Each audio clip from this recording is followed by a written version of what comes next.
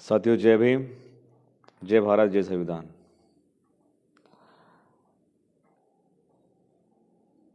सभी साथी लाइव से जुड़ जाएं। साथियों, अभी तक हम लोग भीम आर्मी के संस्थापक एडवोकेट चंद्रशेखर आज़ाद जी को सुन रहे थे। हमारा लाइव आने का समय 8 बजे था। साथियों, जैसा कि आपको पता है कि हमें हमारे अधिकार बड़ी कठिनाइयों और परेशानियों से लड़कर हमारे महापुरुषों के और बलिदान की बदौलत हमें मिले हैं और उन्होंने काफ़ी संघर्ष किया है। आज आप देख सकते हैं कि उन संघर्षों की बदौलत आज हमें कपड़े पहनने का अधिकार, नौकरी करने का अधिकार, हमें सब सारे जितने अधिकार है, जीने का अधिकार, सारे अधिकार हमें हमारे महापुरुषों की बदौलत मिले हैं और उन्होंने इन अधिकारों के लिए अपने प्राणों की आहुति दी है। साथियों, आज बड़ा ब्लैक डे है हमारे लिए कि मध्य प्रदेश का सबसे बड़ा वर्ग 52% ओबीसी, जिनके हक अधिकार को आज इस तानाशाही सरकार ने, निकम्मी सरकार ने सुप्रीम कोर्ट के माध्यम से उनको खत्म करने का षड्यंत्र रचा और खत्म किए। आप देख सकते हैं कि मध्य प्रदेश के अंदर 52% ओबीसी है, उनके अधिकार को किस प्रकार खत्म किया गया। काफ़ी आज जो सुप्रीम कोर्ट का जो डिसीजन आया है उसको हमने अच्छे से स्टडी किया है और हम ये पहले भी कहते आ रहे हैं आपसे कि मध्य प्रदेश का मुख्यमंत्री ओबीसी और देश के प्रधानमंत्री ओबीसी, लेकिन ये दोनों ही ओबीसी के लिए घातक है। प्रधानमंत्री जी तो आप देख सकते हैं कि भाई सभी वर्गों का उन्होंने आज इतना कुछ वो नहीं किया है और यहाँ मध्य प्रदेश के सीएम अपने आप को ओबीसी कहते हैं, लेकिन भोपाल के अंदर ओबीसी आरक्षण को लेकर जब जाते हैं तो लड़ाई चलती है। जब हम लोग हाई कोर्ट का घेराव करने जाते हैं तब लड़ाई चलती है। तो आज इन तानाशाही सरकार ने सड़कों पर लाठी मारते मारते आज आपके हक अधिकार को सुप्रीम कोर्ट के अंदर खत्म कर दिया। आप देख सकते हैं कि संविधान के खिलाफ ऑर्डिनेंस शिवराज सिंह चौहान लेकर आते हैं, अध्यादेश, और अध्यादेश जब विधानसभा सदन नहीं चलता है तब राज्य सरकार और केंद्र सरकार को ये अधिकार होते हैं कि वो किसी भी कानून को पास करवाने के लिए ऑर्डिनेंस लेकर आ सकते हैं। तो जब सदन नहीं चल रहा था तो शिवराज सिंह चौहान एक ऑर्डिनेंस अध्यादेश लेकर आए और उसमें जो एक रोस्टर प्रणाली थी उसको ताक में रखकर 2014 में जब मध्य प्रदेश के अंदर पंचायत और जिला पंचायत, नगर पंचायत, नगरीय निकाय के जो आरक्षण के जो हुए थे, उसी के आधार पर इन्होंने 2022 के इलेक्शन को उन्होंने बात रखी।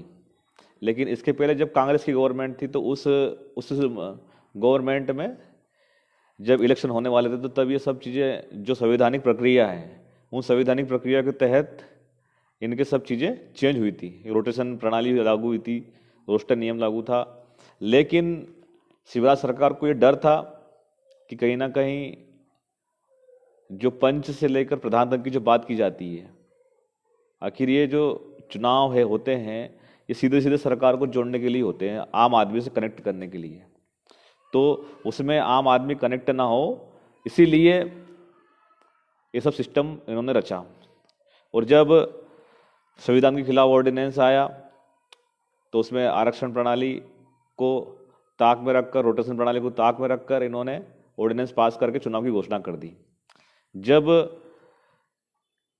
चुनाव, इसके पहले एक बात और बता दूं मैं आपको कि जब चुनाव होने वाले थे मध्य प्रदेश के अंदर तो चुनाव को टाला गया।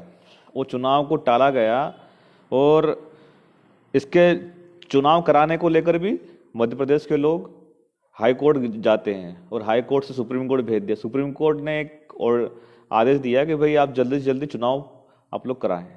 इसके पहले आपको मैं बता दूं कि मध्य प्रदेश के अंदर 2 उपचुनाव हो चुके थे। कोविड प्रोटोकॉल के तहत, कोरोना था उस समय, जब महामारी में भी इन्होंने विधानसभा चुनाव करवाए, लेकिन जो पंचायत और नगरीय निकाय के चुनाव है उनसे ये लोग बचते रहे। जब इसके बाद फिर सुप्रीम कोर्ट गए, सुप्रीम कोर्ट से आने के बाद फिर तब कहीं जाकर चुनाव की घोषणा हुई और चुनाव की घोषणा एक ऑर्डिनेंस लाकर कर दी। इसके बाद में उसके अंदर जब आरक्षण और गैर संवैधानिक चीज़ें हुई तो इसके खिलाफ भी पिटीशन करता हमारे बहुत सारे साथी कहाँ पर गए, हाई कोर्ट गए। 2 दिन पहले ही हाई कोर्ट में सुनवाई हुई थी और उसमें कहा था कि भाई हम लोग 3 जनवरी को बाकी पिटीशन पे हम लोग आप केस पे सुनवाई करेंगे। और उसके बाद फिर आज एक और पिटीशन दायर की थी। तो उस पिटीशन को ध्यान में हटाते हुए जो यहाँ के जो सुप्रीम कोर्ट के चीफ जस्टिस हैं, उन्होंने जिस प्रकार से आज सुनवाई की और उस सुनवाई में जिस प्रकार से जो जजमेंट दिया है, वो जजमेंट संविधान कॉन्स्टिट्यूशन क्राइसिस को बढ़ाने वाला जजमेंट है। आप देख सकते हैं कि दिसंबर और फरवरी में पंचायत चुनाव होने वाले थे, लेकिन उनको बढ़ाते बढ़ाते बढ़ाते 2022 तक लेके आ गए।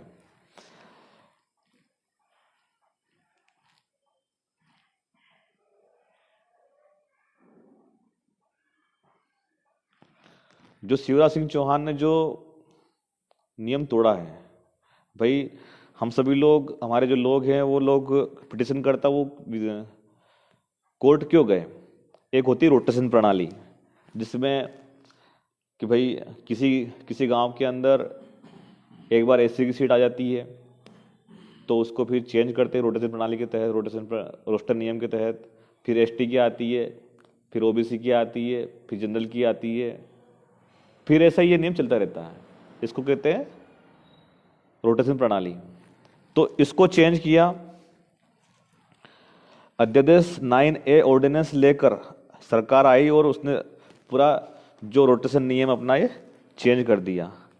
अब जब सुप्रीम कोर्ट ने आज सुनवाई की तो वहाँ पर इस प्रकार की कोई स्थिति नहीं थी, लेकिन महाराष्ट्र में ओबीसी आरक्षण के खिलाफ पिटीशन दायर की थी कि भाई इनको पंचायत में चुनाव के अंदर इनको किसी प्रकार का आरक्षण नहीं दिया जाए। तो सरकार ने, वहाँ की सरकार भी निकम्मी है भाई, उद्धव ठाकरे जो सरकार है उस सरकार भी ने भी भाई जनता का जो अधिकार होते हैं, न्याय होते हैं, उनकी रक्षा की जिम्मेदारी सरकार की होती है। लेकिन महाराष्ट्र सरकार के पिटीशनकर्ता ने ऐसा क्या हुआ कि 2 दिन के अंदर एक और पिटीशन लगा दी कि भाई जो महाराष्ट्र में हुआ है वही का वही मध्य प्रदेश में होना चाहिए। तो जज ने, जो खालविलकर जो जज हैं, अब मैं बता दूं जज का भी इतिहास कि ये जज पहले मध्य प्रदेश रह चुके हैं और बहुत सारी चीज़ें इसमें छुपी हुई हैं। जब महाराष्ट्र के लोगों ने, पिटीशन कर्ताओं ने इसमें इंटरेस्ट लिया और यहाँ की जो पिटीशन दायर थी वहाँ पर ओबीसी के आरक्षण की कोई समीक्षा की कोई बात ही नहीं थी, लेकिन जानबूझकर पूरे षड्यंत्र के तहत भाजपा और कांग्रेस ने पूरे षड्यंत्र के तहत ओबीसी के आरक्षण को पहले महाराष्ट्र में खत्म करवाया, उसके बाद फिर मध्य प्रदेश के अंदर खत्म करवाया। और मध्य प्रदेश के अंदर महाराष्ट्र की जो भौगोलिक स्थिति, वो क्या स्थिति है भाई, यहाँ की स्थिति, भौगोलिक स्थिति वो अलग स्थिति है, लेकिन इन दोनों स्थितियों को न समझकर जो जजमेंट आया है वो सरासर असंवैधानिक है और कॉन्स्टिट्यूशन क्राइसिस की उसमें श्रेणी में आता है कि भाई मध्य प्रदेश के अंदर 52% ओबीसी है। संविधान के अनुसार तो संख्या के आधार पर इनको इनके हक अधिकार मिलने चाहिए, लेकिन 52% ओबीसी को 70% आरक्षण था, तो वो भी इनके पेट में दर्द हुआ।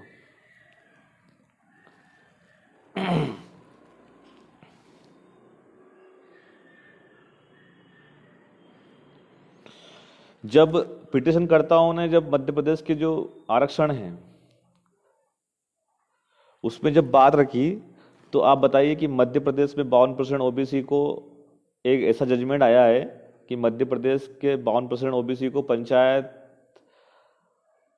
चुनाव के अंदर आरक्षण में शून्य कर दिया बिल्कुल। आप बताइए कि इतने बड़े वर्ग को इस प्रकार से वंचित रखना ये कहाँ की बात है। और सॉलिसिटर जनरल जो सरकार के होते हैं वकील, मुझे उनके ऊपर भी बड़ी शर्म आती है कि भाई आपको सरकार तनख्वाह क्यों देती है, आपको सरकार पैसा क्यों देती है। सॉलिसिटर जनरल ने वहां पर जब सुप्रीम कोर्ट के अंदर जब ये पूरी बहस चल रही थी तो इन्होंने इस प्रकार से बात ही नहीं रखी। भाई सरकार का दायित्व होता है कि वो प्रदेश के सभी वर्गों के हक अधिकार और न्याय की बात रखे, लेकिन वहां पर सरकार फेल रही, वहां पर सरकार बिल्कुल फेल रही। और उन्होंने, सरकार ने मध्य प्रदेश की जो स्थिति है उसको किसी भी प्रकार से पेश नहीं किया। और आप देखिए कि मध्य प्रदेश के अंदर 52% आबादी को शून्य घोषित कर दिया। और आज आप देखोगे स्थिति तो ओबीसी के लोगों की स्थिति ये है कि भाई वो सरकारी व्यवस्थाओं में भी मात्र 13% जॉब पे हैं। तो इन सब के हम खिलाफ हैं और बहुत ही जल्द ओबीसी महासभा के और ओबीसी के जो बड़े बड़े जो अधिकारी हैं, नेता हैं, हम सब लोगों ने बात की है। माननीय भीम आर्मी संस्थापक एडवोकेट चंद्रशेखर आजाद जी से भी हमने बात की इस विषय को लेकर, और पूरी टीम ने, हमने मध्य प्रदेश के जो हमारे पूरी जो कोर कमेटी मेंबर है, हम सब ने मंथन किया है। साथियों, ये जो डिसीजन आया है ये सरासर असंवैधानिक है और कॉन्स्टिट्यूशन क्राइसिस को बढ़ाने वाला है। तो हम ये मांग करते हैं कि भाई जब भी आगे अगर हम लोग तैयारी करते हैं तो हमें दो चीज़ों पर काम करना पड़ेगा। एक चीज़ है तो वो कि हमें कागजी लड़ाई भी लड़ना पड़ेगी, और दूसरी चीज़ हमें ज़मीन पर संघर्ष करना पड़ेगा। आपको तैयार होना चाहिए कि ये बड़ा एक क्रांति का दौर है और इस दौर के अंदर आपके हक अधिकार को छीने जा रहे हैं। रोज़ आपके खिलाफ फैसले आ रहे हैं। पहले एट्रोसिटी एक्ट में फैसला आया था और अब ओबीसी के लिए कुछ दिन पहले एनआरसी का फैसला आया था। तो हमें अब हम सबको एकजुट होना पड़ेगा। कुछ समय पहले हमारे ट्राइबल भाइयों के लिए भी ऐसे फैसला आया था। तो हमें सब चीज़ें समझना पड़ेगी। और जिस प्रकार से मध्य प्रदेश पंचायत चुनाव के अंदर ओबीसी के आरक्षण को समाप्त किया गया है, ये गलत है और इसके खिलाफ हमें सड़कों पर आकर आवाज़ उठानी पड़ेगी। हमें मध्य प्रदेश के कोने कोने में आंदोलन करना पड़ेंगे, हमें पूरे देश के अंदर आंदोलन करना पड़ेंगे, और ज़रूरत पड़ी तो हमें बड़ी भारी संख्या में भोपाल में इकट्ठा होना पड़ेगा। क्योंकि साथियों, अगर हम लोग आज एकजुट नहीं हुए तो आज ओबीसी का राजनीतिक आरक्षण खत्म किया है, कल से एससी का नंबर है, एसटी का नंबर है। तो हमें इन सब चीज़ों से जागरूक होना पड़ेगा। वो लोग ये चाहते हैं कि जो बाबा साहब को जो संविधान है, इस संविधान को किसी प्रकार से भी ख़त्म करने का प्रयास किया जाए। बाबा साहब ने जो बात कही है उसको न मानना ही इनका उद्देश्य है। लेकिन हमारा संकल्प है कि बाबा साहब डॉक्टर बी आर अम्बेडकर के सिद्धांतों पर चलकर, उनके बातों को मानकर, उनकी जो न्याय वैचारिक जो बात थी, उनके जो आदर्श थे, हम उन आदर्शों पर चलकर इस समाज का भला करेंगे, हमारे अधिकारों को बचाएंगे। आप देख सकते हैं साथियों कि आज मध्य प्रदेश के अंदर शिवराज सिंह चौहान जी अपने आप को ओबीसी बताते हैं, नरेंद्र मोदी जी अपने आप को ओबीसी बताते हैं। आप एक भी काम बता दीजिए इनका आप एक भी काम बता दीजिए कि इन्होंने ओबीसी के अधिकारों के लिए क्या किया। आप एक भी काम बता दीजिए। ये बड़े शर्म की बात है हमें कि आज हमारे भाई ओबीसी के आरक्षण को खत्म किया गया है। हमें इसके लिए तन मन धन से संकल्पित होकर एकजुट होना पड़ेगा। और आने वाले समय में अब आपको घर बैठने का समय नहीं है। हमें अब आने वाले समय में सड़कों पर आना पड़ेगा। हमें कोर्ट के माध्यम से भी लड़ाई लड़नी पड़ेगी और सड़कों पर भी हमें लड़ाई लड़नी पड़ेगी। और आने वाले समय में जो सत्ता के नशे में जो चूर हैं भाजपा आरएसएस के लोग, और उसके साथ में आप देख सकते हैं कि भाई जिस जिस प्रकार से जो कांग्रेस मौन रही है इन सब चीज़ों को लेकर, तो कांग्रेस भाजपा की नोरा लड़ाई में इस देश का, मध्य प्रदेश का SC ST OBC अल्पसंख्यक पिछड़ा जा रहा है, इनके अधिकार खत्म किए जा रहे हैं। आज 52% OBC को के अधिकार और आरक्षण को, प्रतिनिधित्व को खत्म किया है। कल से SC ST के अधिकारों को खत्म किया जाएगा। आप लोग कब जागेंगे भाई? हम लोग जब देखा, हमने पंचायत इलेक्शन के अंदर बहुत सारे लोग दावेदारी कर रहे थे कि भाई OBC की सीट है, हम लोग यहाँ से लड़ेंगे। क्या उन लोगों को आज सड़कों पर नहीं आना चाहिए? मैं उन लोगों को सैल्यूट करता हूँ कि जिन्होंने भोपाल के अंदर भी लाठियाँ खाई थी, जबलपुर के अंदर भी लाठियाँ खाई थी, और मध्य प्रदेश के अंदर OBC के अधिकारों के लिए लगातार लड़ रहे हैं। और उन लोगों को सीखने का समय ही अब, जो लोग घर बैठकर सिर्फ राजनीति करते हैं, आज अगर वो लोग सड़कों पर नहीं आते हैं तो कल से आपके लड़कों के लिए भी किसी प्रकार की व्यवस्था नहीं बचेगी, तब फिर आप अपने आप को माफ़ नहीं कर पाएंगे। तो साथियों, आप लोग संघर्ष करें। और आज बड़ा दुखद दिन है इस राष्ट्र के लिए, इस मध्य प्रदेश के लिए। और भाजपा और जो कांग्रेस की जो नोरा लड़ाई में जिस प्रकार से OBC का अधिकार खत्म हुआ है, वो हमें गांव-गांव अब बताना पड़ेगा, हमें जागरूक करना पड़ेगा लोगों को। अब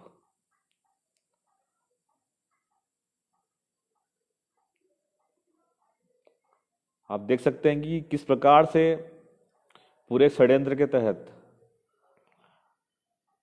भाई यहाँ पर तो किसी प्रकार की कोई आरक्षण की समीक्षा को लेकर कोई बात थी नहीं, लेकिन जिस प्रकार से जो माननीय सर्वोच्च न्यायालय ने जो जजमेंट दिया है, वो पूरा का पूरा समाज विरोधी है।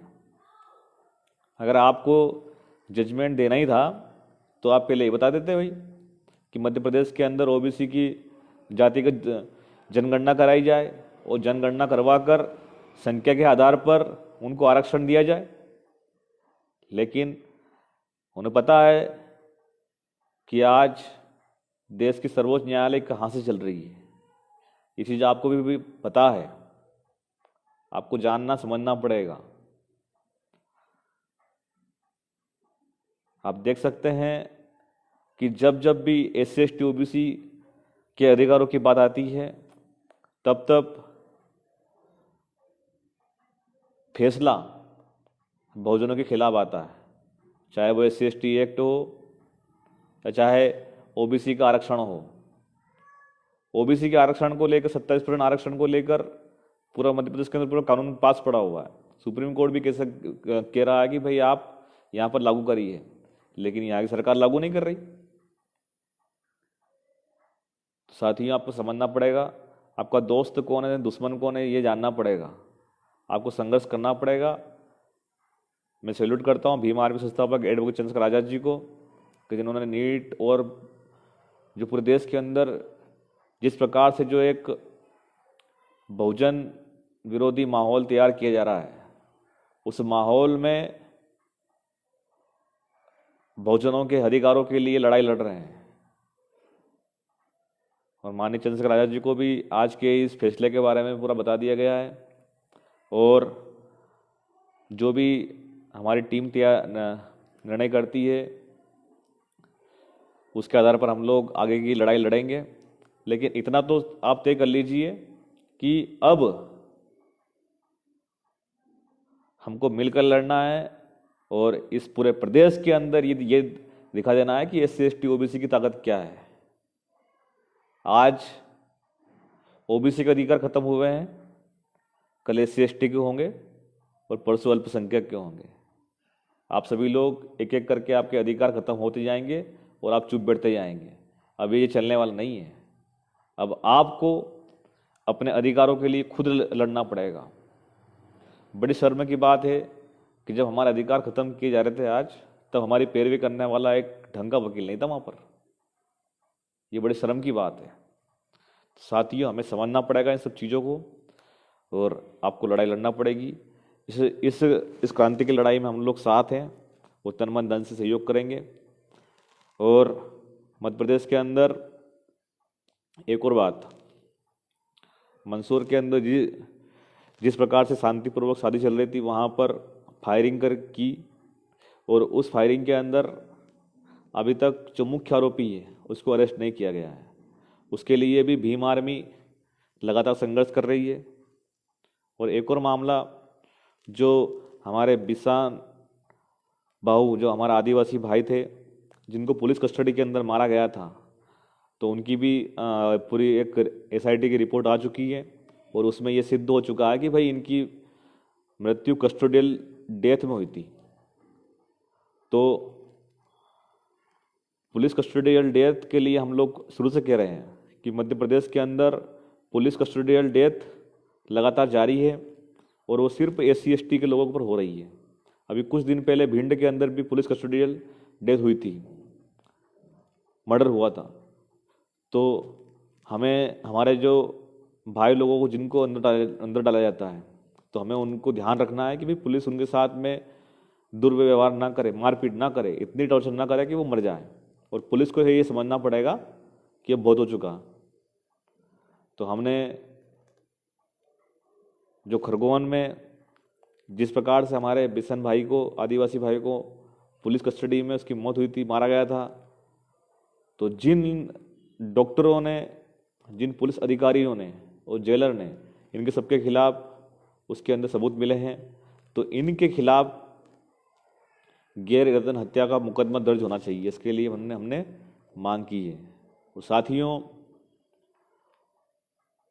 आपको अपनी लड़ाई के लिए संघर्ष करना पड़ेगा।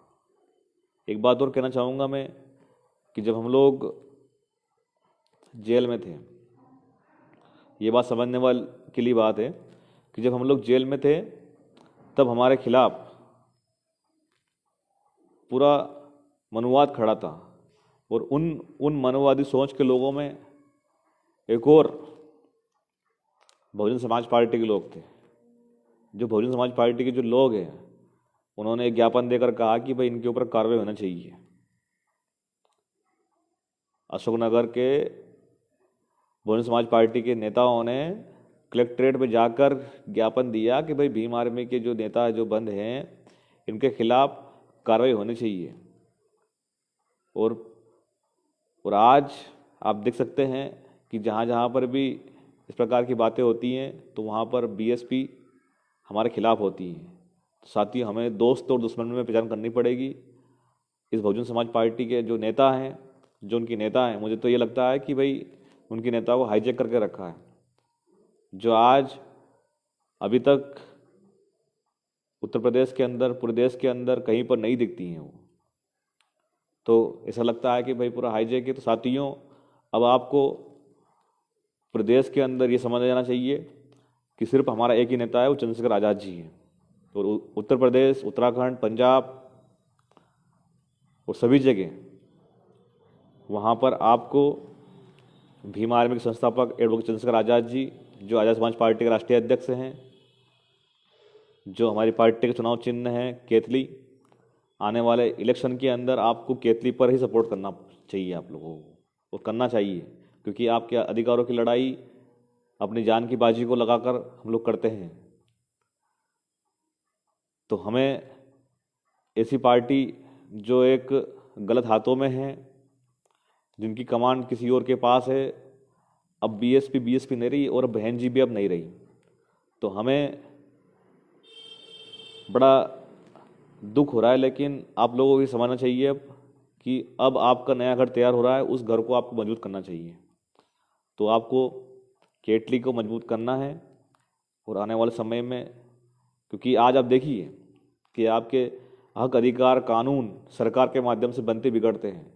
आज अगर मध्य प्रदेश के अंदर अगर सरकार हमारी होती, या सरकार ऐसी होती कि जो संविधान के अनुसार काम करती, तो आज OBC के अधिकारों को ख़त्म कोई माया का लाल नहीं कर सकता था। आज आप देख सकते हैं कि ओबीसी के अधिकारों को पूरा खत्म किया जा रहा है। तो आप लोगों को, सबको, SC ST OBC के लोगों को एकजुट होकर आर्य समाज पार्टी को समर्थन करना चाहिए और करना पड़ेगा आपको। क्योंकि साथियों, जब जब भी बात आती है तब आपके लिए पहली पंक्ति में अगर कोई खड़ा होता है तो भीम आर्मी के लोग खड़े होते हैं। आप सभी लोगों ने इतनी गहराई से सुना, उसके लिए शुक्रिया। और मैं धन्यवाद करता हूं मध्य प्रदेश के एक एक कार्यकर्ता को, प्रदेश के एक कार्यकर्ता को, शीर्ष नेतृत्व को, माननीय वीरेंद्र सिंह जी को और पूरी टीम को, कि आज आप लोग वो लड़ाई लड़ रहे हैं जो इस देश के लोगों को लड़नी चाहिए। साथियों, इस ओबीसी आरक्षण को जो ख़त्म किया है हमारे भाइयों के लिए, हमने पहले भी कहा था कि तन मन धन से खड़े हैं, खड़े रहेंगे। और हमारी जो स्टैंड है वो क्लियर है कि हम लोग ज़रूरत पड़ी तो हम लोग सड़कों पर भी आने के लिए तैयार हैं। हमारी बात हो चुकी है ओबीसी महासभा के पदाधिकारियों से, और इसको लेकर सुप्रीम कोर्ट में पिटीशन भी दायर होगी और सड़कों पर भी लड़ाई लड़ी जाएगी। साथियों, आप सभी का दिल की गहराई शुक्रिया। और आप लोग तैयारी करें अपने अपने क्षेत्रों के अंदर, अपने अपने इलाकों के अंदर, अपने पंचायत, जिला पंचायत, अपनी जनपद पंचायत के अंदर। और ऐसे जो निकम्मे जो लोग हैं जो सिर्फ बाबा साहब डॉक्टर BR अम्बेडकर के नाम की खाते हैं, उनको आप सबक सिखाएं। जो सिर्फ और सिर्फ जब आपके अधिकारों की बात आती है तब चुप रहते हैं, लेकिन जब चुनाव लड़ने की बात आती है तब वो बोलने आते हैं, तब आपसे वोट मांगने आते हैं। तो उनको आप सबक सिखाइए। और हम लोग अब जब तक चुनाव में नहीं उतरेंगे, जब तक ये शिवराज सिंह चौहान सरकार हमारे भाइयों को पुनः उसी स्थिति में नहीं लेकर आती। बड़े शर्म की बात है कि खुद ओबीसी होकर ओबीसी के अधिकारों की रक्षा नहीं कर पा रहे हैं। और क्यों करेंगे वो? क्योंकि उनकी चाबी तो कहीं और से चलती है। तो साथियों, भाजपा और कांग्रेस दोनों ही पार्टियां मध्य प्रदेश के अंदर ओबीसी, SC ST और अल्पसंख्यक के अधिकारों की रक्षा करने में असफल रही है। तो ऐसे असफल नेताओं को, असफल पार्टियों को जो हमारे विरोध में काम करती है, उनको सबक सिखाने का हम लोग काम करेंगे आने वाले समय में, और एकजुट होकर लड़ेंगे। सभी को जय भीम, जय भारत, जय संविधान। भीम आर्मी जिंदाबाद। और साथियों, एक बार फिर से कि आने वाले समय में आप लोग मजबूती से लड़ें, और आपको लड़ना पड़ेगा। जय भीम।